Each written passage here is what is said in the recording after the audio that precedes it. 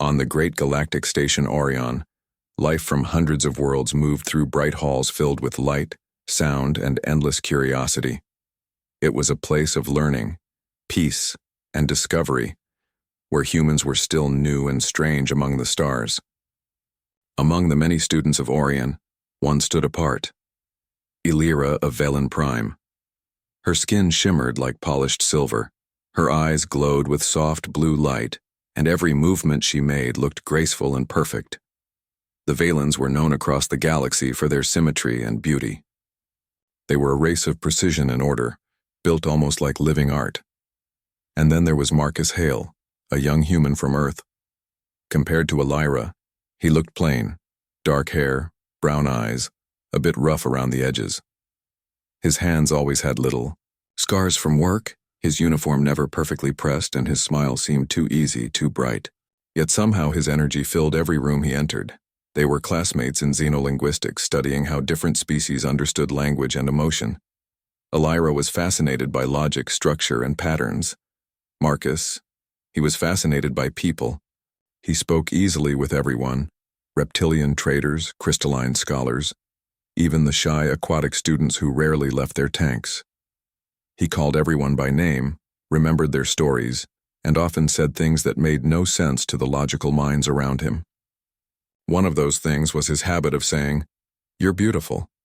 He said it to everyone, to the giant insectoid who cleaned the study hall, to the tired professor who stayed too long in the lab, and most often, to Elira.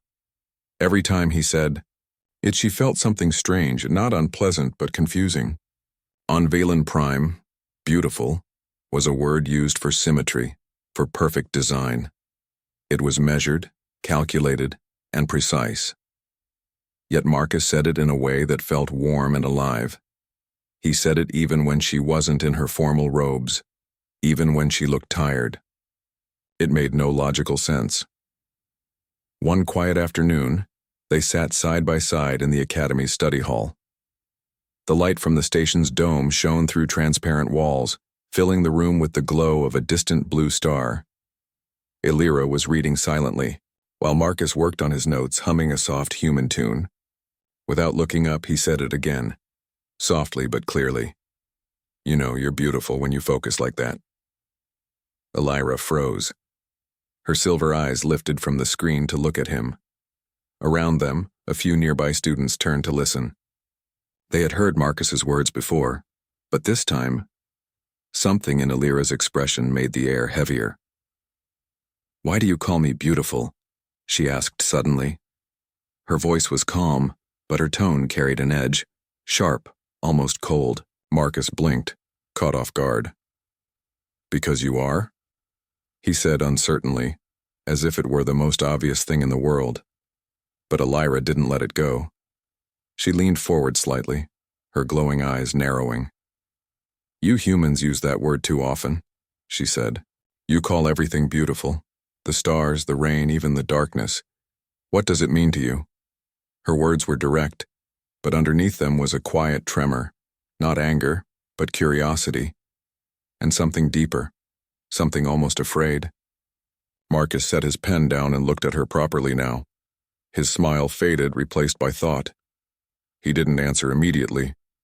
Instead, he looked at her as though he was trying to find the right place to start. Around them, the other students went quiet. The hum of translation devices filled the silence. Elira's question hung in the air like a challenge waiting for truth. Marcus finally spoke, his voice soft. "You really want to know why I call you beautiful?"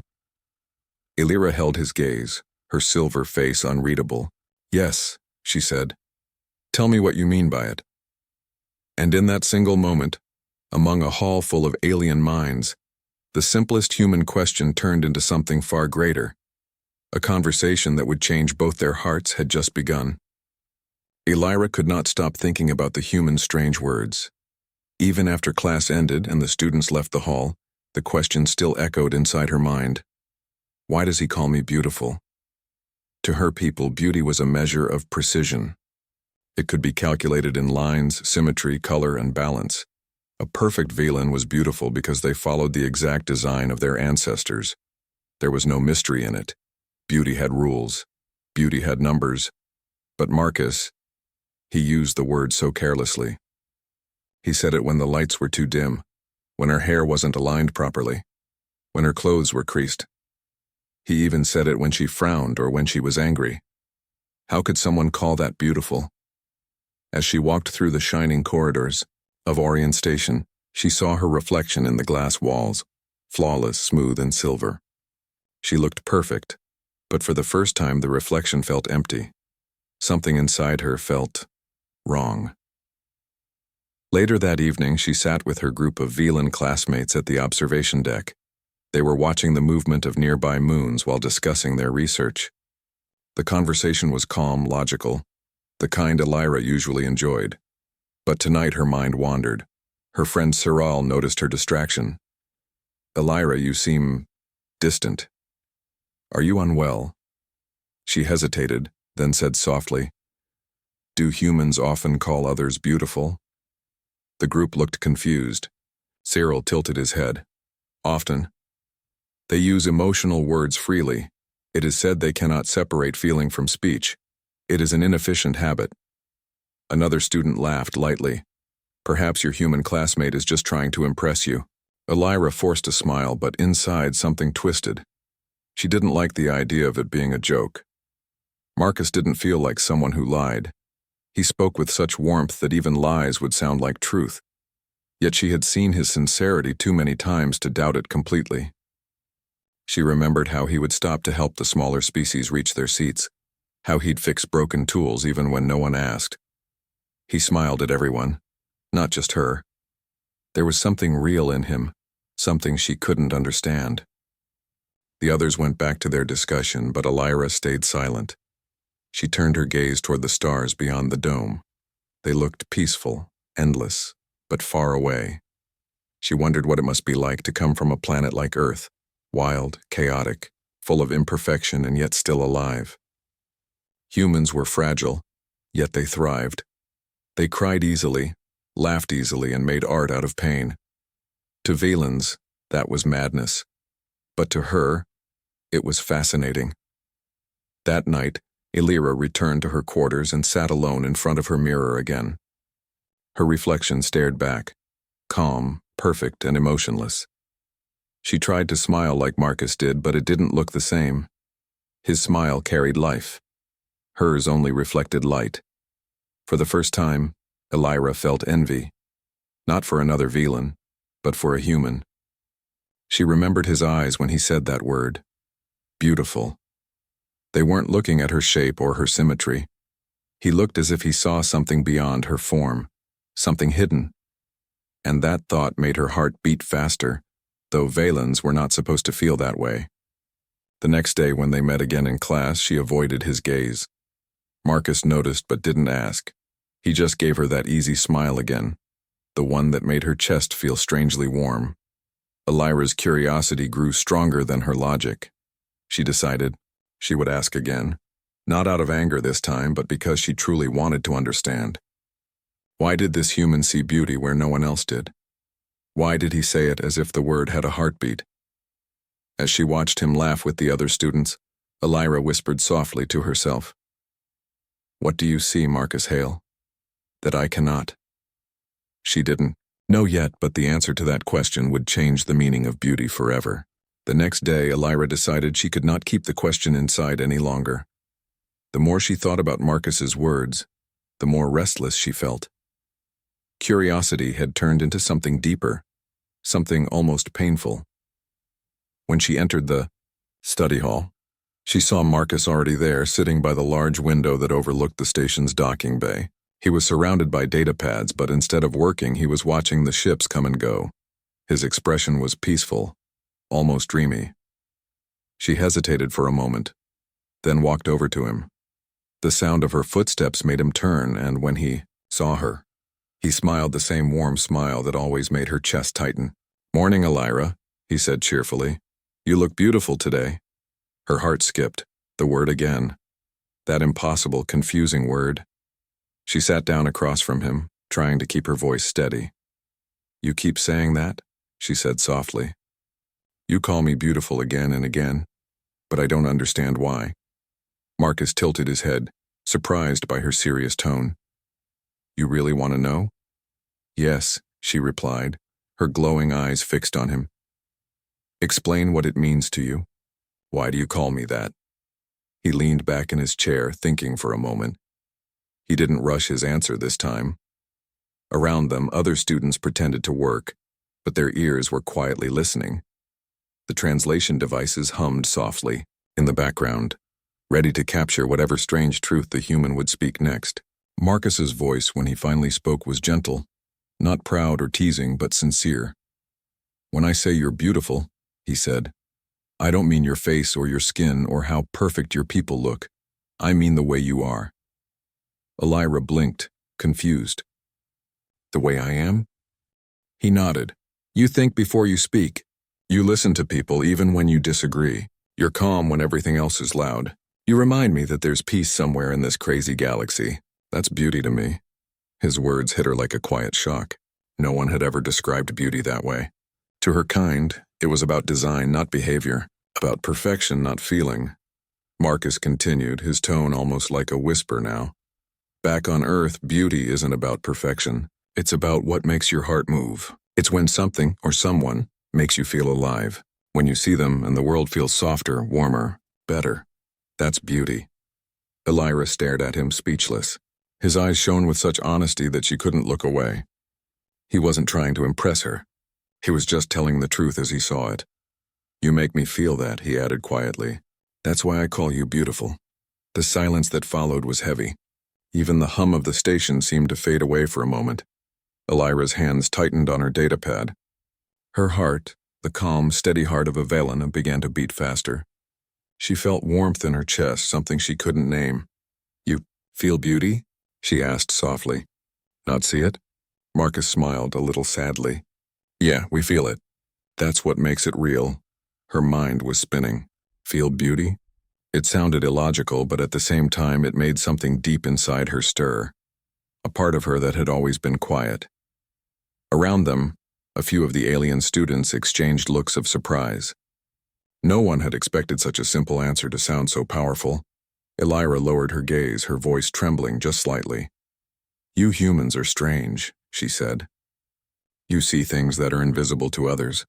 Marcus chuckled softly. Maybe that's what makes us human. For a long moment, they just sat there in silence, the space between them heavy with unspoken emotion. Elira looked at him again, really looked. And for the first time, she saw something beyond his rough features and imperfect form. There was something alive in him, something bright and unshakable. And in that moment, she finally began to understand what he meant. Beauty, to humans, was not seen with the eyes. It was felt with the heart. Elira left the study hall with her mind in chaos. Marcus's words kept echoing in her head like a heartbeat. Beauty is what you feel. She walked through the bright corridors of Orient Station, but everything around her felt strangely different now. The shining walls, the perfect shapes, the soft hum of machines, they had always comforted her. But now they felt cold, empty. How could beauty be something you feel? How could emotion decide what was beautiful? Her entire life she had been taught that feelings made things unclear. On Velen Prime, logic was everything. Emotions were seen as a flaw, something humans often suffered from. Yet Marcus's words had shaken something deep inside her.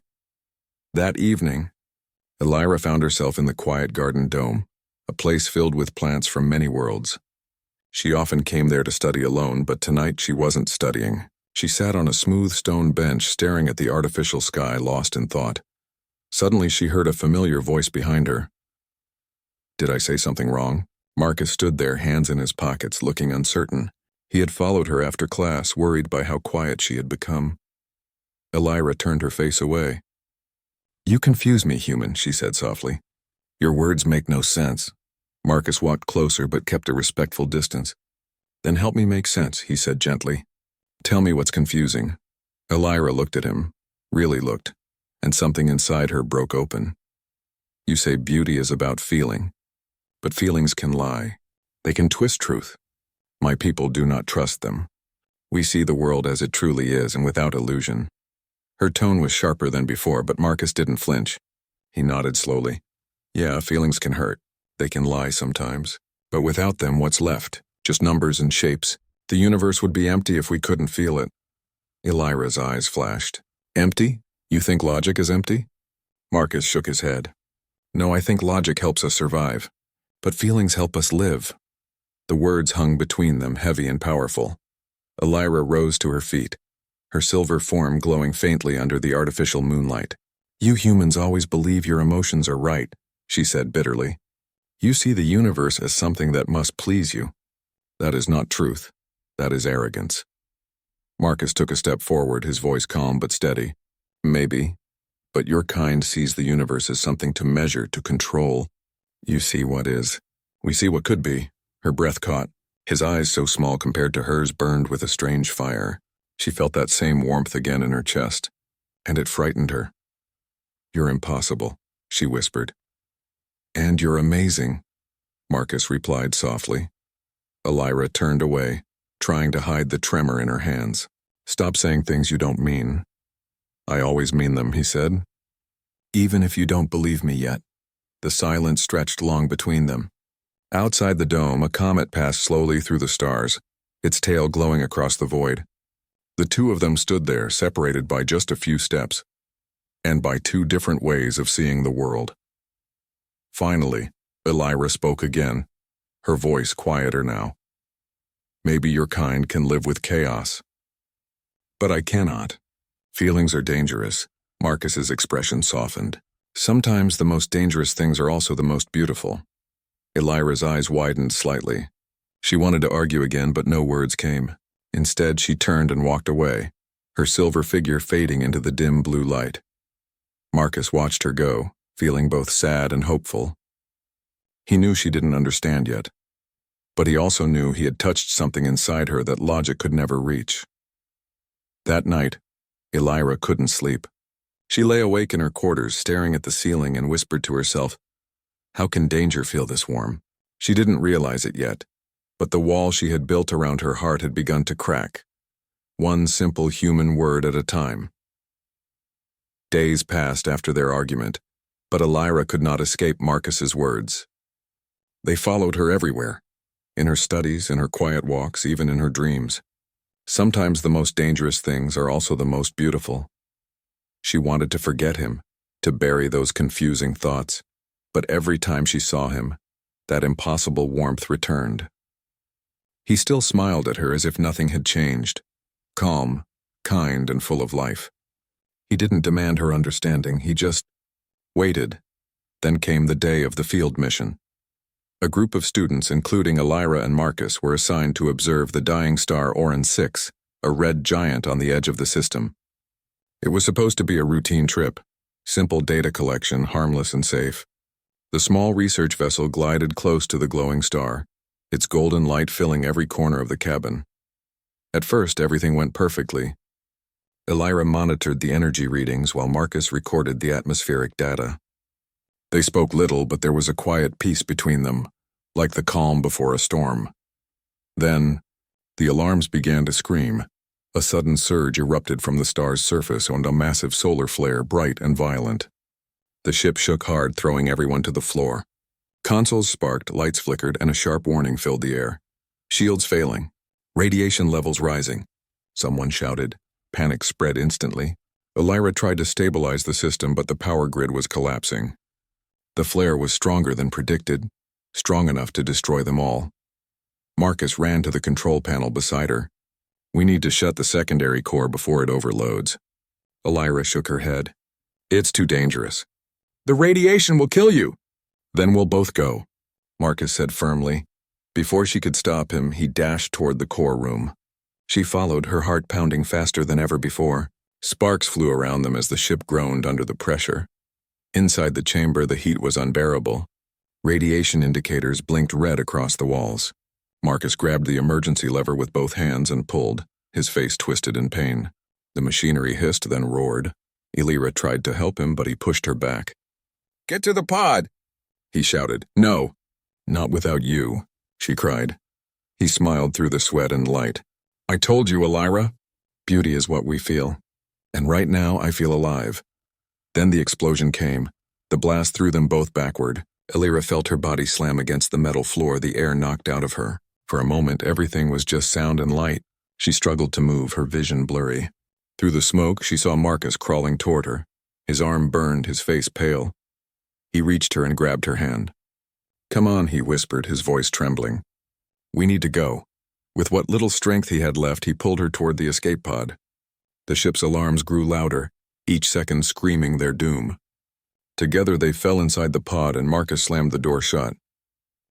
A burst of light followed, the research vessel breaking apart as the pod shot away into the void. Hours later, Elira woke up to silence. The stars looked faint through the cracked window of the pod. She turned her head and saw Marcus lying beside her unconscious, his breathing shallow. His burns were severe, his uniform scorched. Her chest tightened painfully. She reached out and touched his hand, tears forming in her silver eyes. "Why?" she whispered. "Why did you save me?" Marcus's eyelids fluttered. His voice was weak, almost fading. "Because," he murmured. "You're beautiful," the word broke her. For the first time in her life, Elira cried. Not out of fear, but because she finally understood what he meant. He hadn't said it because of her perfect face or glowing skin. He said it because he felt something real, something that came from the heart. And as she held his trembling hand, Elira realized that beauty wasn't perfection. It was sacrifice. It was courage. It was love. When the rescue ship found their escape pod drifting in the silent void, Elira was still holding Marcus's hand. She hadn't moved for hours. Her silver cheeks were stained with dried tears, something her kind rarely showed. The rescuers rushed in, lifting Marcus carefully. His body was weak, his pulse fading. Elira tried to stand, but her legs trembled. She refused to leave his side. "He saved me," she whispered to the medic. "Please, save him too." They took Marcus to the medical bay on Orion Station. For days, he lay in a white healing chamber, unconscious. His burns were deep, and the radiation had damaged his lungs.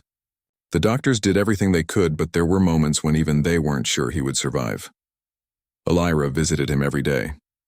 She sat quietly beside the glass pod, watching the soft rhythm of his breathing. Her usual calm was gone, replaced by something raw and human. Every time his heartbeat monitor dipped, her chest tightened.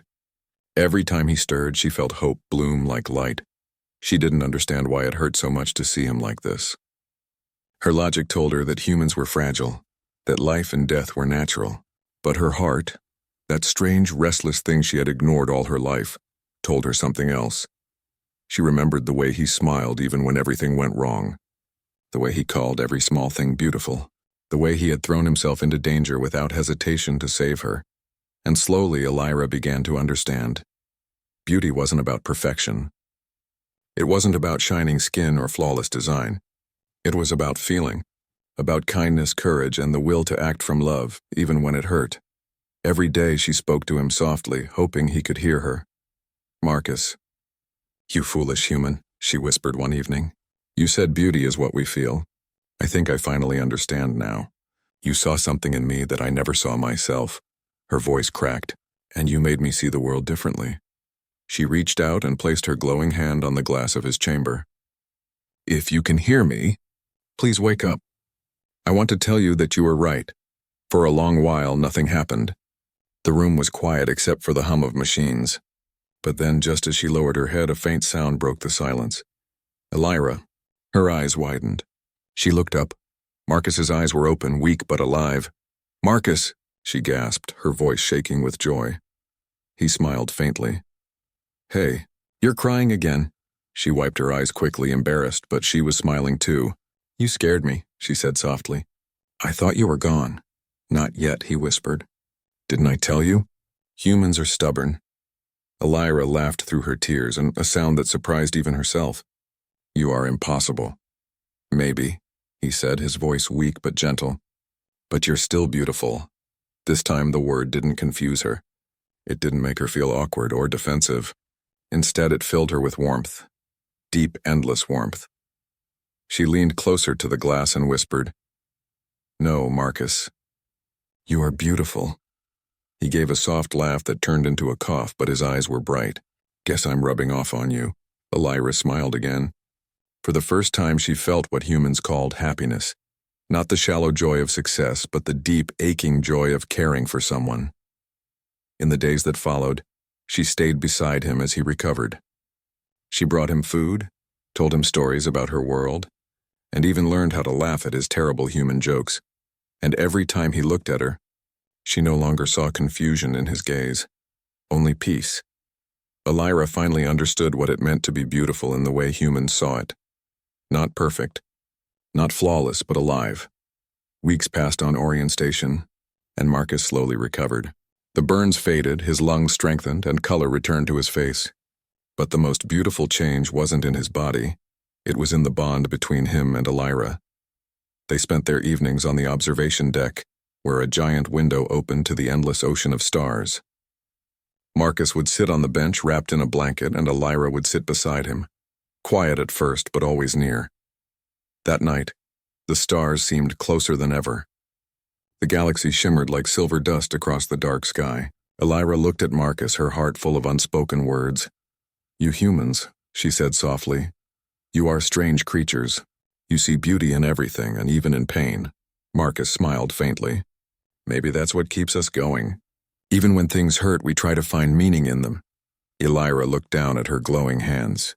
"I used to think beauty was perfection, symmetry, control, order. But you," she paused, her voice trembling, "you showed me that beauty can be messy. It can hurt. It can break you and still be worth it." Marcus turned to her. His eyes reflected the starlight. "That's what being human means, Elira. We love things even when they end. We dream even when we might fail. It's what makes life precious." For a long moment, neither spoke. The hum of the station and the gentle pulse of the stars surrounded them. Elira finally whispered, "When I first met you, I mocked you. I thought humans were weak, too emotional, too fragile. But now," she stopped, her throat tightening, "now I see you're stronger than any of us. Because you care. Because you feel." Marcus chuckled softly.